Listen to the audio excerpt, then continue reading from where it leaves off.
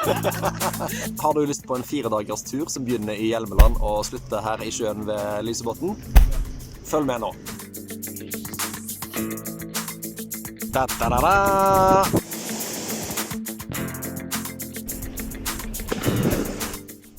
Dette er mine bein som går hjemmefra i retning Stavanger sentrum, hvor jeg skulle ta buss.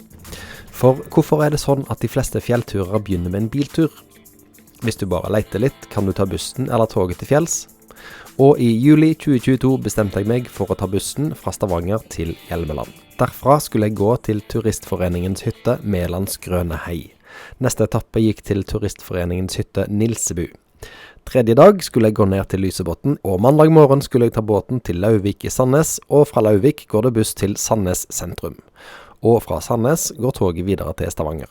En god runde i Ryfylkeheiene uten en eneste bil involvert. Og bare for å ha sagt det, dette er en fantastisk tur, og passer for alle som er i middels god form. Da har jeg gått av bussen, og holder på å gå asfaltveien fra Laugaland opp til der turstien begynner. Gå av bussen på Laugaland og gå oppover mot parkeringsplassen. Det er skiltet fra hovedveien. Det tar en liten halvtime å gå til parkeringsplassen, hvor selve turstien begynner. Turen til Turistforeningshytta Melands Grønne Hei tar ca. 4 timer. Turen begynner i et beiteområde før du følger elva oppover. Det er 3 skikkelige stigninger på denne turen. De 2 siste belønner deg med nydelig utsikt. Omtrent midtveis kommer du til Stropastøl, og litt senere til Stropastølsvatnet. Her er det mye molter i august. Turens siste stigning går opp Austmannskaret, og da får du en utrolig utsikt mot Ryfylkefjellene.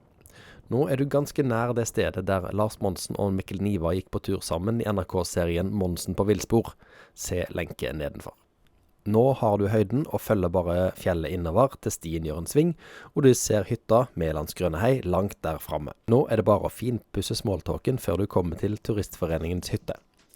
Eller i mitt tilfelle, gjør deg klar for en kveld i total ensomhet. Det jeg er litt spent på da er hvordan det blir i morgen når jeg skal gå fra Melands Grønne Hei til Nilsebu. For i alle disse bøkene som jeg har stående oppe på hylla her, som er Turistforenings årbøker, så er ikke turen fra Melands Grønne Hei til Nilsebu beskrevet noe særlig. Det står litt om turen fra Melands Grønne Hei til Grasdalen, men turen fra Grasdalen til Nilsebu står det ingenting om. Så det er tydeligvis en tur som folk ikke pleier å ta. Så turen til Grasdalen skal ta 4 timer cirka, og turen til Nilsebu tar vel kanskje det samme, så kanskje 8 timer gåing i morgen da. På dag 2 får du betalt for all stigningen du gjorde i går. Turen fra Melands Grønne Hei til Grasdalen begynner med at du holder høyden og går østover. Landskapet er blankskurt i typisk Ryfylke-stil, og det er lett å komme opp i god marsjfart. Følg godt med på de røde T-ene hvis du går denne turen i tåke og regn. Det kan være vanskelig å se de, og det er ikke så mange holdepunkt. Ganske tidlig ser du skilt opp til Fjellsenden, som er den høyeste toppen i området. Det er visst nok ikke spesielt godt merket sti opp dit, men hvis du har tid, kan det være verdt en avstikker. Ja, hvis det er noe særlig utsikt å skryte av den dagen da. Nå har jeg gått i 1,5 time, knapt det, fra Melands Grønne Hei, og bak meg til venstre kan en fortsatt se Fjellsenden.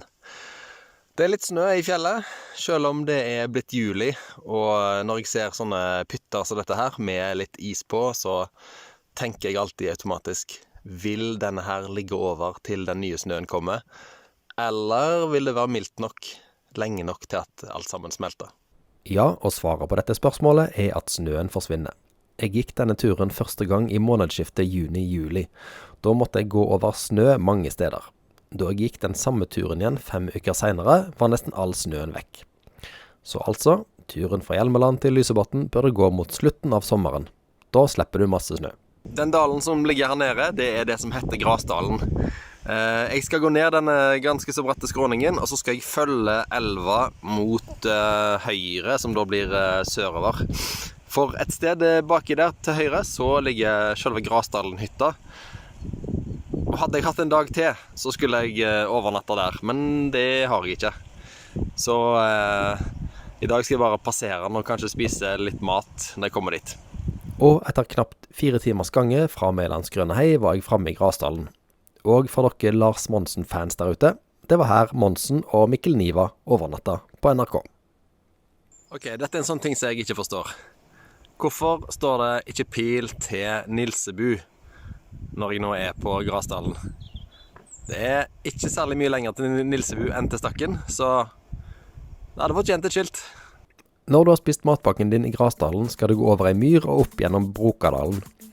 Det kan være vanskelig å finne stien mellom Grasdalen og Nilsebu enkelte plasser, for jeg tror ikke det er så mange som går her. Følg med på kartet, så havner du ikke på villspor. Etter et par timer kommer du til et skilt som kommer til å gjøre deg glad.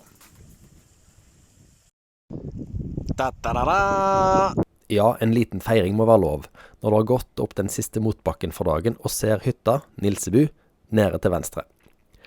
Siste bit av turen er faktisk den mest krevende i dag, for du skal først opp dagens bratteste stigning, og så bratt ned mot hytta. Nå har jeg gått i 8 timer, og hodet er såpass sløvt at jeg ikke gadder å finne stien på den siste biten. Så nå må jeg gå tilbake igjen hit for å gå opp til broa, der broa faktisk er. Det ligger hytta rett bak der. Øyeblikk fremme. Og så er det bare å finpusse smalltalken før du ankommer hytta.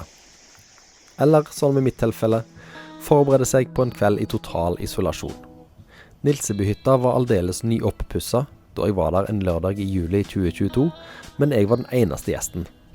Er det lov å si at det var helt herlig? Da er 2 av 3 dagsetapper unnagjort. Jeg tror kanskje den i dag er den hardeste etappen. Den er på 8. Jeg gikk i ca. 8 timer. Da hadde jeg litt grann pauser. I morgen er den lengste etappen. Det er den lengste etappen i kilometer i hvert fall. Strekningen herfra Nilsebu og så bort til enden av vattnet har jeg gått en gang før, og den er ikke så veldig hard. Men deretter følger jo nesten 3 mil på asfalt ned til Lysebotn. Den tredje dagen er den lengste i kilometer. Så snart du legger Nilsebu bak deg, stiger du raskt. Etter ca. en tredjedel av turen til bilveien, er du oppe på 1000 meter igjen. Ta en pause og nyt utsikten, for dette er siste gang på denne turen at du er så høyt oppe og kan se så langt. Jeg har jo tidligere sagt at det ikke er så veldig bratt i Ryfylkeheiene, med da selvfølgelig store unntak som så Kjerag og Preikestolen. Men ned fra Nilsebu så må en til tider holde seg fast i disse kjettingene ned denne bratte skråningen, hvor det i tillegg da har rent en del vatten, så det er med god grunn at disse kjettingene finnes. De siste 2/3 av turen fra Nilsebu til bilveien er, med respekt å melde, den kjedeligste av hele denne ekspedisjonen. Du går nedover og bortover et landskap hvor det største spenningsmomentet er nøyaktig hvor våte sko du får til slutt. Jeg trodde jo at det var nærmere 3 mil til Lysebotn, men det er jo bare 19 kilometer. Det er jo det samme som jeg gikk i går. Og i går gikk jeg det på myr og knaus og knatt og opp og ned. Nå er det bare asfalt. Jeg har gått i en time siden stien slutta, og nærmer meg jo en slags sivilisasjon. Men jeg har fortsatt til gode å se et eneste menneske. Dette er vel den 3. parkerte bilen jeg ser, men jeg har ikke sett noen folk i nærheten av de parkerte bilene ennå i hvert fall.